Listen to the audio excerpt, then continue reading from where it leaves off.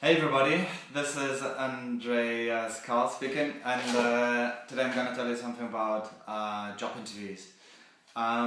Yes, from my own experience, I kind of had many job interviews, and many I completely bombed. Was for great companies, I know Morgan Stanley, Google, a really couple of great companies, and I completely bombed it. So I'm going to tell you what I learned from it and how you can do it better than me. Concerning the mindsets, the number one mindset I advise you to get into a job interview with is you're there to make friends.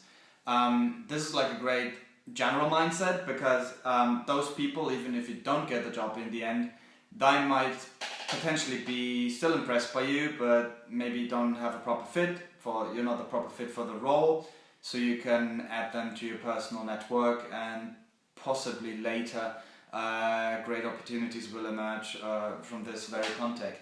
And on the other side, it puts you kind of at ease because you're there with a mindset of making friends, and this means you're communicating on eye level. And I don't think anybody really, like even a boss, they don't really want to be too bossy. They want to interact on eye level, and they don't really want to be put on a pedestal. So if you remind yourself of you're there to make friends, this actually does help in the process. At least it really did help me. The number two really important mindset is what can you do for the company? And this is actually something, this is in contrast to the mindset of showing that you're brilliant. Because if you think about what can you do for the company, you're actually like looking at their needs. They have a position to fill. They need somebody for a certain role, for a certain job, and with some special skills, and somebody who's like has a good character and is socially acceptable in a way, who's trustable, all those kind of factors. And if you're only there to show that you're really brilliant and you try to come up with some qualities that actually maybe you possess, like you know much about, I don't know, philosophy, football, or even about IT, computer programming, doesn't really help if those skills aren't really needed. So focus on what the company really need and also structure your questions accordingly. Yeah, in terms of asking questions, you're often being asked to ask a question. I'd advise you to ask for their current status quo, where they're going as a company, what their biggest priorities are at the moment, what their biggest problems are at the moment, and in kind of like this you can see where they actually want to go, and you can see where you actually can add value and help them in their endeavors, in their biggest areas of improvement. Yeah. On another note, you're also there to see whether the company is a really good fit for you. So you should really take yourself seriously. Think about what do you want from a company, what do you expect from your co-workers, is this really better job than the previous one, what can you learn? And if you come from that mindset, you start asking the right questions, and this also translates into you communicating more on eye level and it being like an exchange on eye level. Because the company probably, if they like you, or they also start selling themselves to you, and this is what you essentially want, that both sides promote each other. Yes, and well, often there are situations where you just say something stupid out of a strange silence during the conversation, and this is exactly like also this happens during like a date.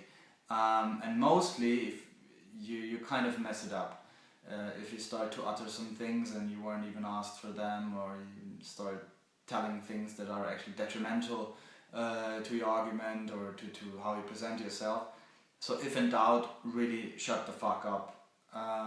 It's the same with dates, and I mean, if both cannot stand the silence, or if you can't stand the silence, and if you're both not comfortable with the silence between you, it might not be a very good fit anyways with a company. So yeah, I mean, you can't copy or manufacture like a real interest in the company, and this also transcends into your questions and everything. So I mean, the biggest thing you can do, the most important thing is you can do to see whether you're really interested, and only then go for the job interview. I mean, sometimes you're only there to see whether it might be potential fit from the job, in terms of the role, in terms of the people you potentially work with, which is also okay. And it might, that actually might be a little problem nowadays with all the recession and everything, and that there are so many applicants for one job, and you might really be in need of a job, just any job. And this really is a small tragedy, but in the long term you will prevail and excel at the job that actually fits your skills and your interests. So maybe you can't really do it at the moment, but in the middle to even a middle term perspective, you should look at a job that really really excites you, that where you can really develop and progress further, that something that you maybe not love but like a lot. Yes. In addition, I found it really helpful to be really honest during the interview.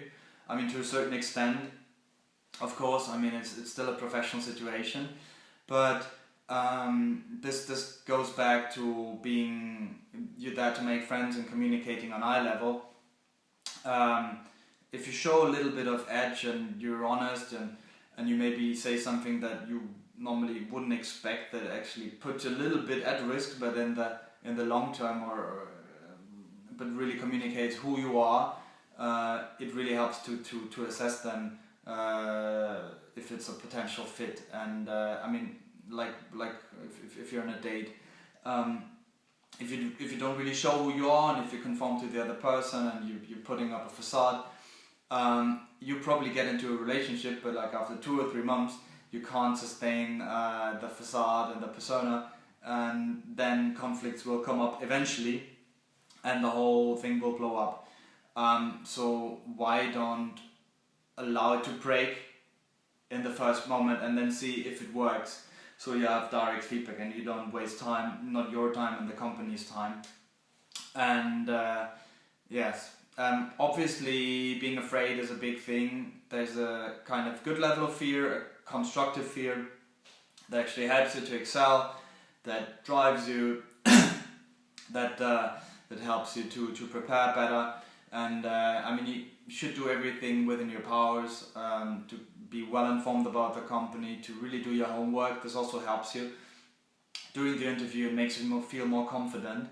But there are also really bad forms of fear and of being afraid that might be even more deeply rooted than just a regular fear. So if this is really something that bothers you, you should maybe get some coaching or consider other forms of therapy, because it's really bad in terms of, I mean, the whole process of a job interview is about like getting to know each other and showing who you are, seeing who the other person is or the company is, and see whether if it's a match. And it's really a shame if you can't like portray yourself as the person who you are, because you're so under the influence of being afraid and of fear, that you can't really show who you are. So but this is not only a thing about job interviews, it will also have like really bad effects in your life in general. So there are many ways to tackle fear, and there are many books written on it, but you should get really active, because this will prevail through your entire life. And there's some good fear and there's some bad fear, so you should be sure to eliminate the bad fear. So thank you very much. I hope this will help some people to have help you guys to have a better grasp of what it is about doing a job interview, and help you get the position